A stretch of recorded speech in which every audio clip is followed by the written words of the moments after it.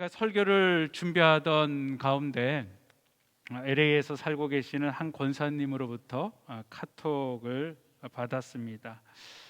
이분은 주변에 계신 지인들의 그런 기도 제목을 저한테 꾸준히 보내주셔서 기도 부탁을 하시는 분입니다. 또 함께 기도하고 있었던 어떤 성도님과 관련되어 있는 그런 내용입니다. 제가 어떤 성도님을 놓고 기도하고 있었는데요. 그 성도님이 라스네임이 신인데요. 신 집사님 치료가 더 이상 워킹을 안 한다고 하네요. 6개월에서 12개월 정도 살 수 있다고 합니다라는 연락을 받았습니다. 이 신 집사님 가정은 제가 미국에 왔을 때 같이 그룹 생활을 함께 하였던 참 귀한 그런 가정입니다. 수년 전에 암 수술을 잘 마치시고 이곳 하와이에 부부가 함께 오셔서 저희 부부와 함께 즐거운 교제를 나눴었습니다.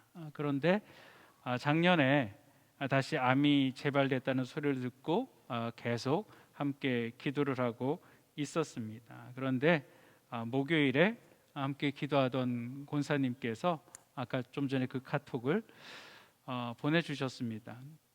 이 신 집사님은 저보다 나이가 조금 더 많고 저 아이들보다 조금 더 나이가 많은 두 여자아이를 둔 어머니입니다. 미술을 전공하셔서 교회가 성전 건축을 할 때 교육부 아이들이 사용하던 그런 복도와 교실들을 자원해서 몇 개월 동안 동료분과 함께 성경 속의 이야기들 그리고 바닷물 속처럼 그림을 그려주셨습니다. 다 방을 꾸며주셨습니다. 특별히 고래 그림은 마치 사진을 보는 것처럼 그리셔서 보는 사람들마다 다 감탄을 했었습니다. 아직도 주를 위해서 할 일이 많고 또 좋은 어머니이고 아내이며 귀한 성도입니다. 소식을 듣고 참 많이 제가 좀 힘들었습니다. 또 화요일에는 우리 교회에 잠깐 방문을 하셨던 성도님과 우연하게 통화를 했습니다. 우리 교회 같은 이름을 갖고 계신 성도님이 계시는데요. 제가 우리 교회 성도님에게 신방 전화를 한다는 게 같은 이름이 있는 다른 분에게 이렇게 전화를 한 것입니다. 제가 한인기독교회 김기태 목사입니다라고 말씀을 드렸는데 모르시더라고요. 그래서 못 들으셨나? 그래서 다시 제가 한인기독교회 김기태 목사입니다라고 했더니 이번에는 알아들으셨어요. 근데 그분과 제가 좀 사연이 있습니다. 2년 전 어느 금요일 저녁에 그분이 우리 교회에 금요 집회가 있는 줄 알고 오셨습니다. 기도를 하기 위해서 처음 오셨는데 저희 교회는 금요 예배가 없잖아요. 근데 마침 그때 제가 이제 찬양팀 연습이 끝나고 또 중고등부 우리 교육부 모임이 있어서 본당에서 잠깐 혼자 있을 때였는데 그때 어떤 지인과 함께 저희 교회에 찾아오셨습니다.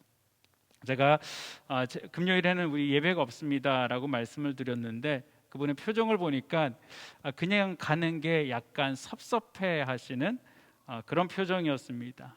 그래서 제가 기타를 가지고 와서 기타를 치고 함께 찬양을 몇 곡 같이 부르고 함께 기도회를 잠깐 인도를 했습니다. 그리고 저는 교육부 모임이 있어가지고 교육부 모임으로 가고 그분은 더 이곳에서 기도하실 수 있도록 제가 교회 음악을 기도 음악을 틀어주고 갔었습니다. 이분은 마오이에 사시는 분이신데요.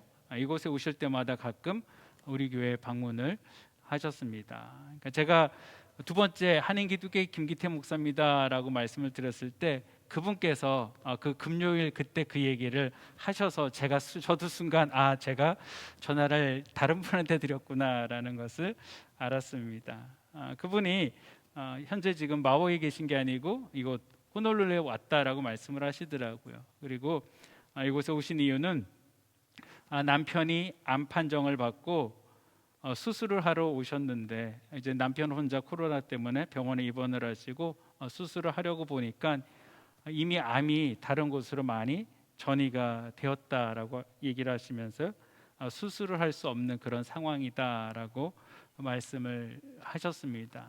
그때 마침 제가 그분께 전화를 드린 거죠. 그리고 전화로 저도 그 소식을 듣고 함께 기도를 하고 그러면서 또 제 마음에 참 무거웠습니다. 제가 작년 주일부터 계속 설교 때 이 주일 설교에 하는 큰 주제가 있습니다. 그것은 바로 회복입니다. 하나님은 우리가 회복되기 원하는 것보다 더 많이 우리를 회복하기를 원하십니다라는 말씀으로 시작을 해서 계속 여러분 아시는지 모르시는지 잘 모르겠지만 계속 회복과 관련된 내용을 가지고 제가 말씀을 전하고 있습니다. 이번 주 말씀을 묵상하며 전하기로 한 본문의 말씀이 마태복음 9장 18절부터 26절 말씀입니다. 이 말씀을 계속 묵상하고 있던 가운데 두 분의 소식을 들으면서 고난 가운데 다시 한번 붙잡아야 할 것이 무엇인지를 생각하는 그런 시간이 되었습니다. 우리 다 같이 마태복음 9장 18절로 26절 말씀 보겠습니다. 스크린이 준비되어져 있는데요. 우리 같이 함께 합독하도록 하겠습니다. 시작. 예수께서 이 말씀을 하실 때 한 직원이 와서 절하고 가로되 내 딸이 방장 죽었사오나 오히려 그 몸에 손을 얹으소서 그러면 살겠나이다 하니 예수께서 일어나 따라가심에 제자들도 가더니 12회를 혈루증을 앓은 여자가 예수의 뒤로 와서 그 겉옷가를 만지니 이는 제 마음에 그 겉옷만 만져도 구원을 받겠다 함이라. 예수께서 돌이켜 그를 보시며 가라사대 딸아 안심하라 내 믿음이 너를 구원하였다 하시니 여자가 그 시로 구원을 받으니라. 예수께서 그 직원의 집에 가서 피리 부는 자들과 혼화하는 무리를 보시고 가라사대 물러가라 이 소녀가 죽은 것이 아니라 잔다 하시니 저들이 비웃더라.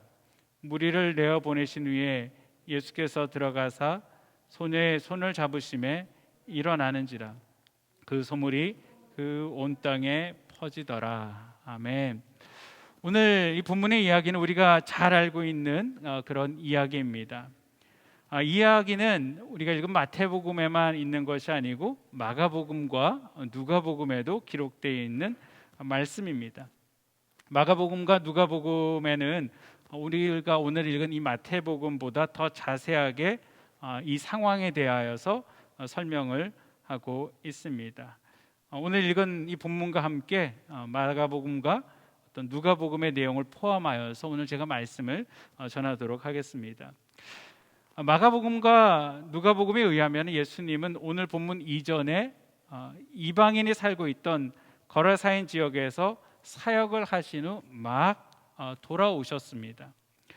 그리고 예수님께서 다시 돌아오셨을 때 많은 사람들이 예수님을 보고 환영을 했습니다.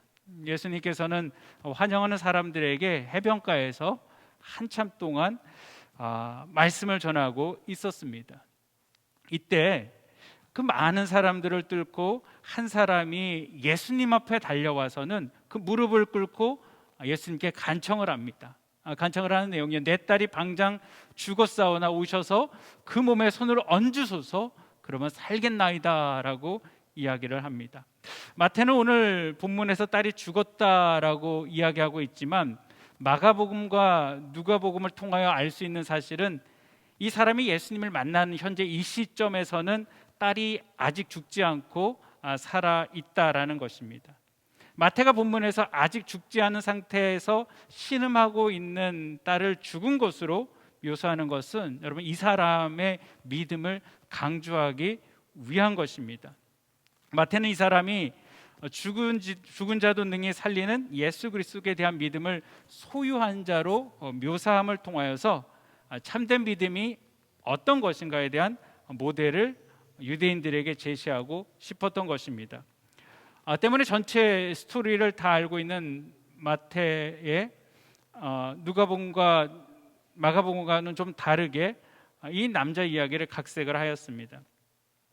마태의 눈에 보이는 이 사람의 믿음은 예수님께서는 아직 죽은 자를 살리신 적이 한 번도 없지만 구약의 선지자 엘리야나 엘리사가 죽은 자를 일으켰던 것처럼, 혹 본인이 예수님을 모시러 간 사이 딸이 죽더라도 예수님이 곧 오셔서 딸에게 손을 얹고 기도를 해주시면 살 것이다 라는 믿음이 있다라는 것이죠. 마태는 이 믿음의 사람이 누구인지 정확하게 우리에게 이야기해 주지 않지만, 마가와 누가는 우리에게 이 사람이 누구인지 이야기를 해줍니다. 예수님께 찾아와 예수님의 발 아래 엎드려 간구했던 이 사람은 바로 회당장 야이로입니다. 이스라엘의 회당에는 보통 10명 정도의 관리하는 사람들이 있었습니다. 그리고 그 중에 3명 정도가 회당장 책임을 맡았습니다.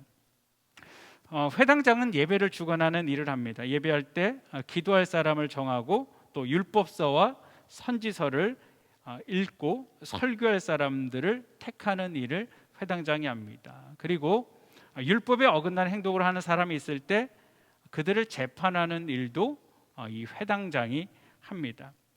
회당장은 유대 공동체에서 존경받는 어른 가운데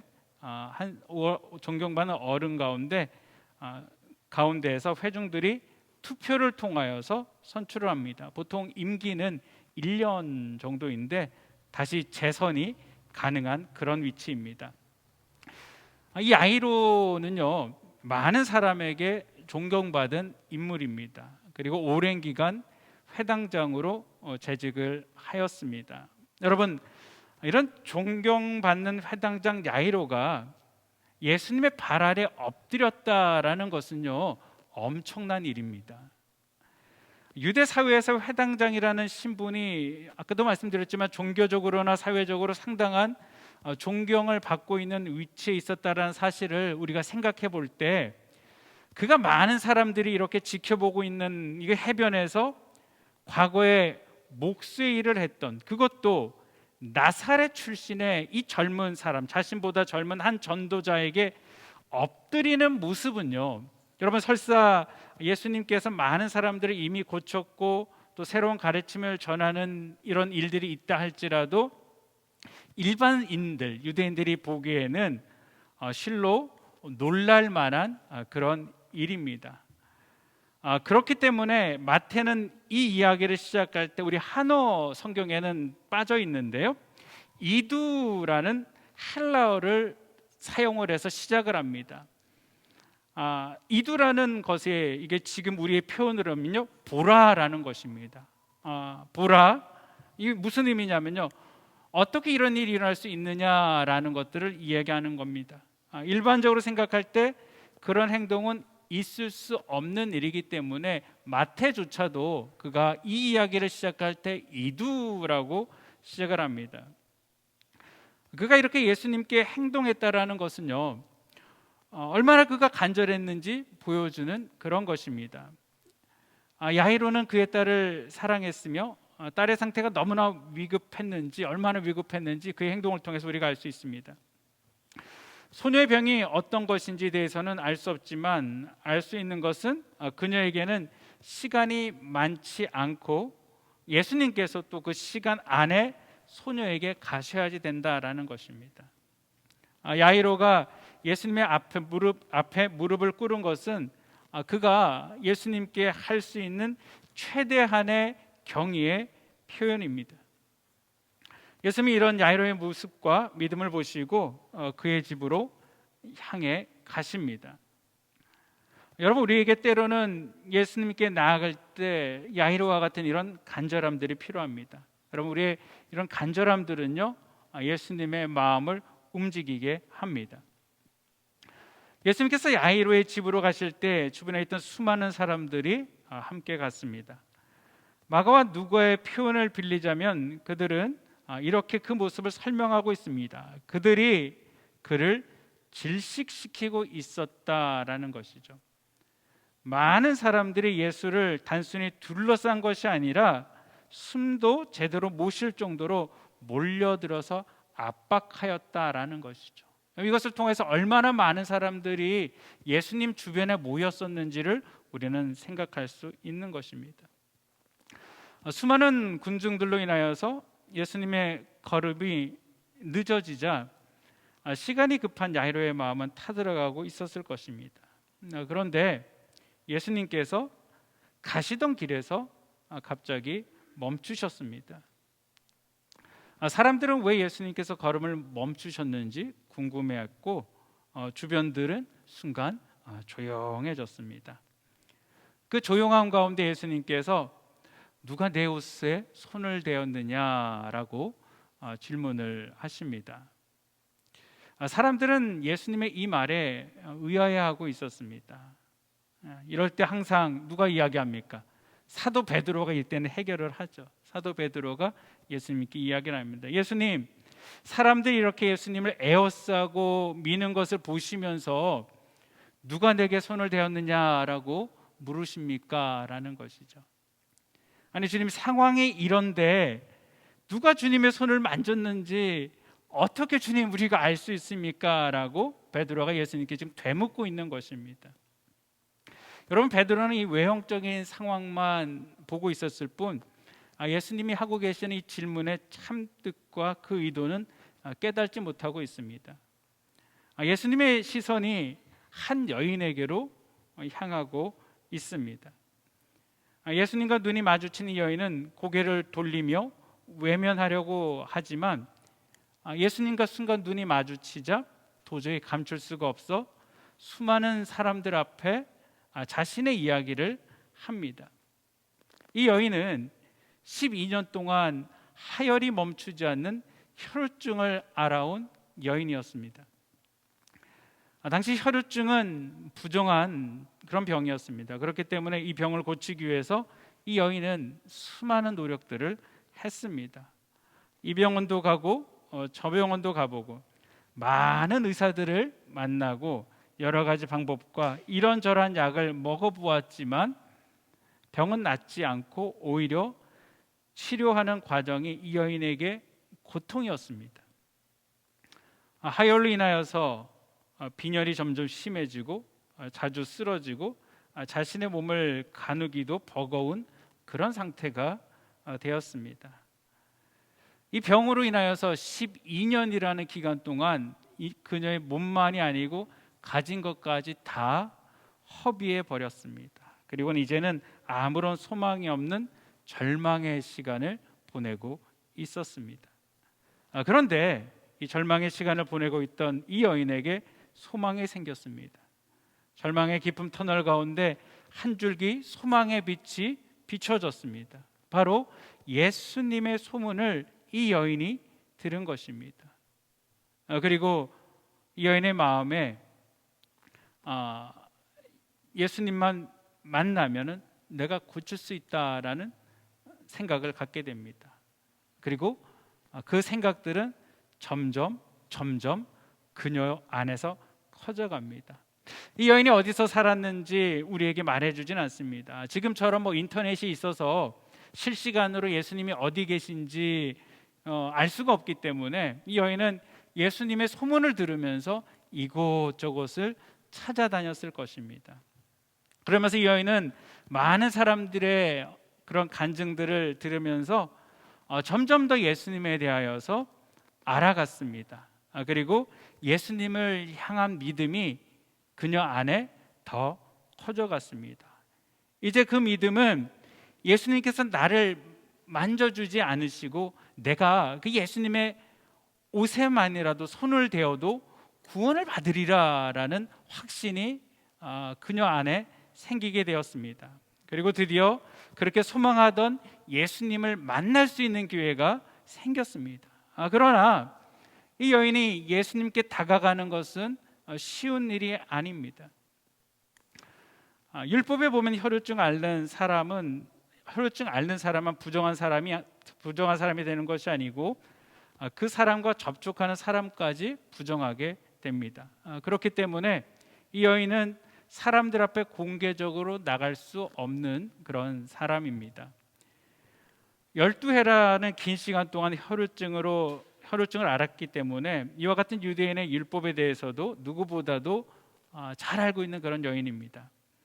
예수님께 다가가 그의 옷자락을 만지고 그런 행동들은 거의 목숨을 건 그런 시도입니다. 하지만 이 여인이 겪어온 그 12년간의 육체적 고통 못지않게 또한 종교적으로 부정하게 여겨지고 끊임없이 사회적으로 배척당하는 그런 고통으로부터 벗어나고 싶었습니다. 그리고 무엇보다도 예수님의 옷자락이라도 만지면은 치유될 수 있다는 믿음이 너무나도 그녀 안에 강했기 때문에 그녀는 이제 목숨을 걸고 예수님께로 나아갑니다. 그 여인은 행여나 부정한 몸으로 예수님을 만지는 것이 죄가 될까 하는 마음으로 그 예수님의 옷가에 손을 댑니다. 여인은 그 외투의 가장자리보다 더 끝에 있는 작은 술만을 만지는 것입니다. 여러분, 이스라엘 남자들의 입는 겉옷에는요, 네 모퉁이에 술이 달려 있습니다. 긴 술이 달려 있는데요, 민수기 15장 38절로 39절에 보면요, 이스라엘 자손에게 명령하여 대대로 그들의 옷단 귀에 숯을 만들고 청색끈을 그 귀에 술을 더하라. 이 술을 너희가 보고 여호와의 모든 계명을 기억하여 준행하고 너희를 방종하게 하는 자신의 마음과 눈의 욕심을 따라 음행하지 않게 하기 위함이다라는 것이죠. 남자의 옷 끝에 작은 술을 네 귀퉁이에 만들어서 그것을 입을 때마다 하나님의 말씀을 묵상하라라는 것이죠. 여인은 믿음으로 행동을 합니다. 성경 우리에게 이 여인의 질병이 믿음으로 행동했을 때 즉시 그쳤더라라고 이야기를 해주고 있습니다. 여러분, 여인의 믿음처럼 하나님의 치유의 기적은 확실했고 즉각적이었습니다.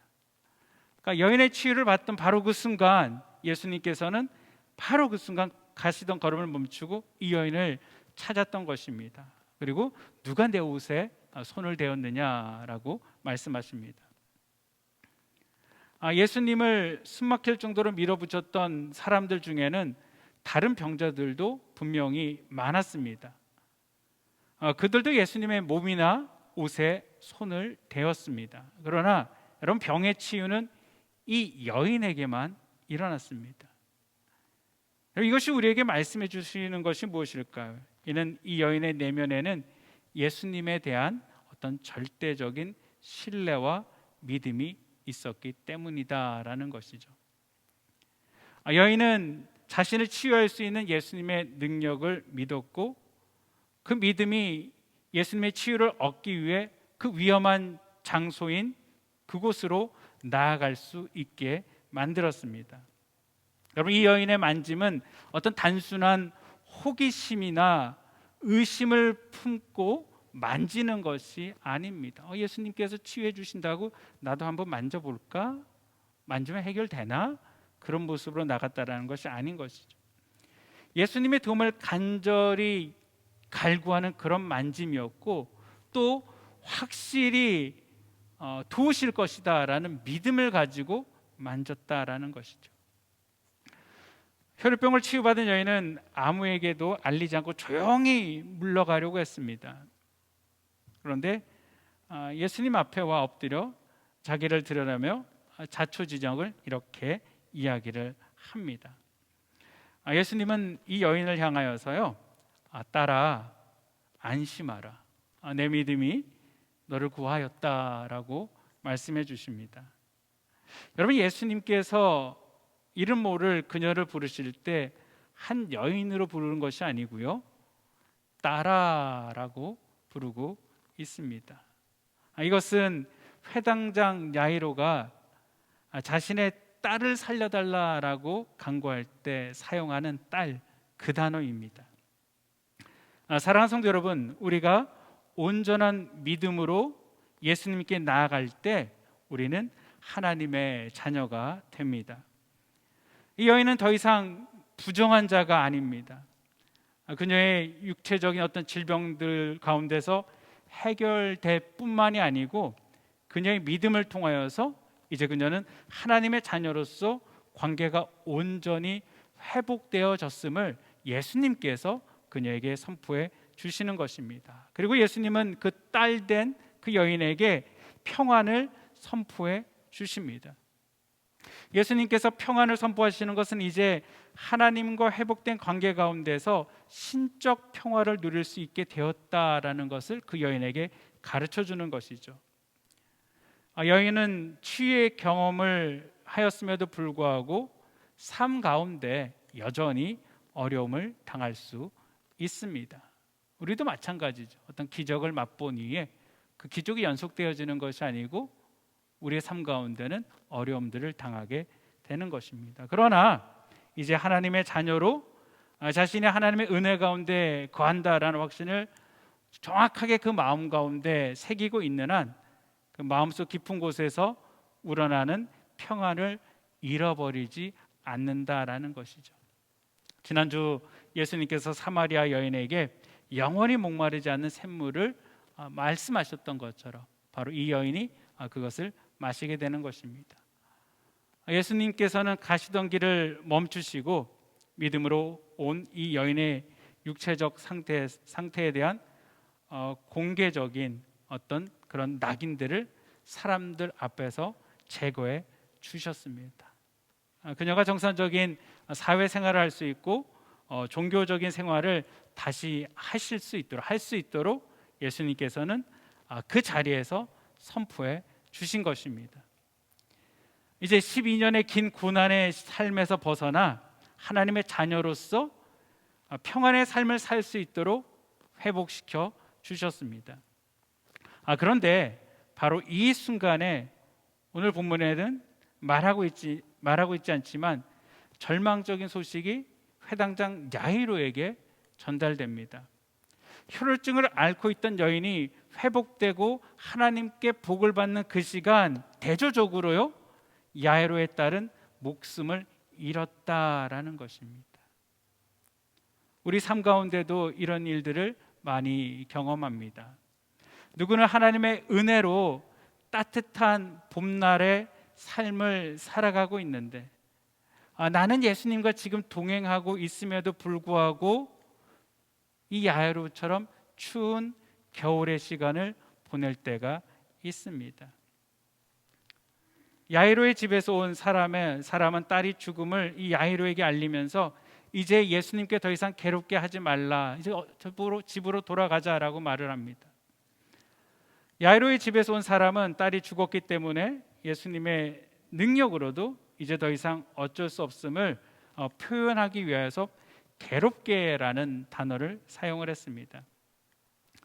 딸이 죽었기 때문에 예수님께서는 아무 일도 할 수 있는 것이 없어 보이는 그런 현실 가운데 직면했습니다. 그렇게 예수님 앞에 우리가 기도했는데 또 내 안에 기도 응답의 확신도 너무나 강한데 갑자기 일들이 틀어질 때가 있습니다. 그렇다면 그때 여러분 우리가 예수님에 대한 신앙마저도 아무런 의미가 없어지는 것일까요? 야이로는 죽은 자도 살리실 것을 믿음으로 예수님 앞에 나아왔지만 정말 그것이 현실이 되었을 때 내가 최악이라고 생각하는 그 순간에 내가 직면했을 때 모든 사람들이 절망할 수밖에 없는 죽음이라는 최후의 환경 가운데 우리가 섰을 때 우리는 무엇을 선택할 수 있을까요? 그때 예수님께서 회당장 야이로에게 두려워 말고 믿기만 하라라고 말씀을 하십니다. 사랑하는 성도 여러분, 극한 두려움을 이길 수 있는 열쇠는 믿음입니다. 두려움을 없애는 유일한 방법은 주님을 끝까지 믿고 신뢰하는 것입니다. 소녀가 죽은 것은 너무나도 명백한 사실이지만 여러분 그것이 예수 그리스도를 좌절하게 만들 수 있는 일은 아닙니다. 소녀가 살아있건 소녀가 죽었건 그것은 예수님의 입장에서 볼 때 하등 문제될 것이 없습니다. 사람을 구원하는 능력은 오직 예수님께 달려있는 것입니다. 고린도후서 1장 20절에 하나님의 약속은 얼마든지 그리스도 안에 예가 되니 그런즉 그로 말미암아 우리가 아멘하여 하나님께 영광을 돌리게 되느니라 라고 말씀하고 계십니다. 하나님의 약속이 예수 그리스도 안에서 얼마든지 예스가 되는 것입니다. 우리 주님께는 불가능이 없는 것입니다. 그러므로 예수님께서는 회당장 야이로에게 두려워하지 말고 믿기만 하라라고 하셨던 것입니다. 예수님께서 회당장 집에 들어갔을 때 벌써 그 집은 초상집 분위기가 되었습니다. 유대인들은 가족이 죽으면 입은 옷을 찢고 머리를 풀어 헤치고 소리 높여 애곡함으로써 슬픔을 나타냅니다. 주님께서 이 슬픈 노래를 하는 사람들에게 너희가 어찌하여 떠들며 우느냐, 이 아이가 죽은 것이 아니라 잔다라고 말씀하십니다. 여러분, 그러자 그 사람들이 예수님의 그 이야기를 듣고 비웃습니다. 여러분, 이들의 언행은요, 이 소녀의 죽음이 명백한 사실이라는 것을 우리 가운데 확인시켜 줍니다. 그러나 이들은 지금 그들에게 말씀하고 계시는 이 예수님이 어떤 분이신지 모르기 때문에 예수님의 말씀을 듣고도 비웃고 있는 것입니다. 하나님께서 아브라함과 사라에게 1년 후 아이를 낳을 것이라 라는 말씀을 하셨습니다. 그러자 그 이야기를 뒤에서 듣던 사라가 웃었습니다. 도저히 그 일이 일어날 수 없기 때문에 하나님의 약속임에도 불구하고 웃었습니다. 여러분, 우리도 마찬가지일 수 있습니다. 수많은 약속의 말씀 앞에 우리가 믿음으로 반응하지 못하고 그냥 우리 스스로 약속을 무시하는 것은 여러분 무엇 때문입니까? 현실적으로 불가능하다라고 생각하기 때문인 것입니다. 우리의 생각과 경험상 도저히 그 일은 일어날 수 없기 때문에 분명히 성경에서 약속하고 있음에도 불구하고 믿음으로 반응하지 못하고 웃는 것입니다. 하나님의 능력을 믿지 못하고 현실에 붙잡혀 있기 때문에 약속이 내 것이 되지를 못하는 것입니다. 주님께서 이 아이가 죽은 것이 아니라 잔다라고 말씀하신 까닭이 무엇일까요? 주님께서 정말 이 아이가 죽은 것을 모르실까요? 그럴 리 없습니다. 주님께서는 죽은 나사로에게 또 나사로가 잠들었으므로 내가 깨우러 간다라고 하셨습니다. 여러분, 이것은 생명의 주관자이시며 죽은 사람이라도 잠자는 자를 깨우듯이 하실 수 있는 능력을 갖고 계신 분이 우리 주님이다라는 것을 말씀하고 계시는 것입니다. 예수께서 보실 때 우리의 절망적인 죽음도 그것은 그냥 단순히 잠자는 것입니다. 예수님께서는 비웃는 자들을 다 방으로 내보내신 후에 아이의 부모와 세 제자를 데리고 아이가 누워있던 방에 들어갔습니다. 그리고 아이의 손을 잡고 달리다 쿰이라고 말씀하십니다. 내가 내게 말하노니 소녀야 일어나라 라고 선포하십니다. 그러자 소녀가 곧 일어나 걸었습니다. 여러분, 오늘 본문의 흐름을 살펴보면은 야이로가 예수님께 요청했던 내용과 예수님이 행하신 내용이 정확하게 일치하다라는 것을 우리가 발견할 수 있습니다. 야이로는 예수님께 엎드려 이렇게 요청합니다. 오셔서 내 딸에게 손을 얹어 구원을 받게 하여 주시옵소서. 그리고 이 요청에 그대로 예수님은 행하셨습니다. 예수님은 야이로의 집에 오셨고 지방까지 들어오셨습니다. 그리고 야이로의 딸로 다가가서 손을 잡으시고 외치십니다. 달리다 쿰. 그리고 소녀를 일으켜 세우셨습니다. 여러분, 야이로가 원했던 방식 그대로 이루어 주신 것입니다. 다만 시간이 조금 늦었을 뿐입니다. 사랑하는 성도 여러분, 우리는 고난의 문제가 있을 때 주님 앞에 나아갑니다. 고난은 변장된 축복이다라는 말을 합니다. 왜냐하면 이 고난을 통하여서 우리 믿음의 사람들은 하나님을 만나기 때문입니다. 오늘 회당장 야이로도 또 12년간 혈루증을 앓았던 여인도 고난을 통하여서 예수님을 만났고 예수님의 만남을 통하여 구원을 얻었습니다. 욥도 고난을 통하여서 내가 귀로만 듣던 하나님을 눈으로 보게 되었다라고 고백을 합니다. 성경의 많은 믿음의 사람들이 그 고난을 통해 하나님을 더 많이 경험하는 축복을 받았습니다. 여러분, 고난이 축복으로 변하는 열쇠는 아까도 말씀드렸지만 믿음입니다. 믿음 없이는 결코 고난이 축복이 될 수 없습니다. 여러분, 믿음 없는 고난은 그냥 고난 자체입니다. 결코 축복이 될 수 없습니다. 하지만 고난 가운데 우리가 믿음이 있을 때, 이 믿음으로 죽음의 공포를 이기고 예수님의 옷자락을 만질 수 있는 것입니다. 믿음을 통해 12년 동안 자신을 붙들고 있었던 심각한 문제로부터 자유를 얻게 되었습니다. 믿음이 있을 때 죽음이라는 절망의 순간에도 살리심을 믿고 예수님께 나아갈 수 있는 것입니다. 예수님은 우리에게 이 고난의 순간에 두려워하지 말고 믿으라라고 말씀하고 계십니다. 여인을 향하여서 내 믿음이 너를 구하였다라고 하십니다. 말씀을 준비하면서 카톡의 메시지에 이렇게 답을 했습니다. 전에 김광식 목사님께서 이런 말씀을 하신 것이 기억납니다. 병에 걸린 사람이 믿음으로 기도하다가 하나님께서 기도 응답해 주시지 않고 죽었을 때, 그 사람이 천국 가서 하나님께서 그 사람에게 뭐하다 왔노라고 할 때 믿음으로 하나님께 기도하다 왔습니다 라고 대답하면 얼마나 멋있겠냐라는 것이죠. 가끔 전혀 인간의 방법으로 소망 없는 중한 질병 가운데 있는 성도님을 만날 때가 있습니다. 다 포기할 수밖에 없는 그 순간에도 하나님이 원하시면 치료해 주십니다. 그러나 그렇지 않아도 우리는 끝까지 믿음으로 기도해야 하는 것입니다. 얼마나인지 모르지만 죽음의 공포로 두려움 가운데 보내는 시간이 아니고 소망 가운데 남은 시간, 가족들과 행복한 시간이 되기를 기도합니다. 그리고 또 하나님께 간절한 마음으로 치유의 은혜가 임하기를 기도합니다. 그리고 어떤 결과를 우리가 만났다 할지라도 우리 하나님은 선하시고 옳다고 고백할 수 있는 우리와 또 그 가족이 될 수 있기를 기도합니다.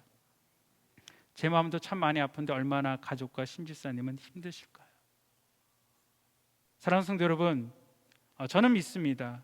하나님은 우리가 회복되기 원하는 것보다 더 많이 우리를 회복하기를 원하십니다. 하나님은 우리 가정이, 하나님이 여러분의 개인이, 하나님은 우리의 교회가 우리가 회복되기 원하는 것보다 더 많이 회복되기를 원하시고 그 일을 하실 것입니다. 여러분, 그렇기 때문에 아프고 힘들어도 절망적인 그 순간에도 좋으신 하나님을 신뢰하시기를 바랍니다. 시편 기자의 고백처럼 나의 도움이 어디서 오는가? 나의 도움이 천지를 지으신 여호와에게서로다. 두려워 말고 믿기만 하라. 내 믿음이 너를 구원하였다라고 주님은 말씀하고 계십니다. 사랑하는 성도 여러분, 주님의 이 음성에 귀를 기울이시기를 바랍니다. 기도하시겠습니다. 사랑과 은혜가 많으신 아버지 하나님, 감사를 드립니다. 아버지 하나님, 우리가 어떤 환경 가운데 있든지 어떤 상황 가운데 있든지 아버지 하나님 믿음으로 나아가기를 원합니다. 아버지 하나님, 믿음으로 주님을 붙들기를 원합니다. 아버지 하나님, 그리하여서 우리 모두가 다 아버지 하나님, 하나님의 참으로 간증의 주인공들이 다 되어줄 수 있도록 주여 도와 주시옵소서. 모든 것들이 소멸된 가운데서도 구원의 하나님을 간증하는 자들이 되어줄 수 있도록 주여 은혜를 허락하여 주시옵소서. 한 주간 살아가며 하나님, 우리가 믿음으로 살기를 원합니다. 어떤 상황 가운데서도 하나님이 나와 함께하고 계심을 깨닫게 하여 주시고, 어떤 상황 가운데서도 하나님이 원하시는 뜻대로 우리가 살아가게 하여 주시옵소서. 우리 주님을 의지하옵고 모든 말씀 우리 주 예수 그리스도 이름으로 기도합니다. 아멘.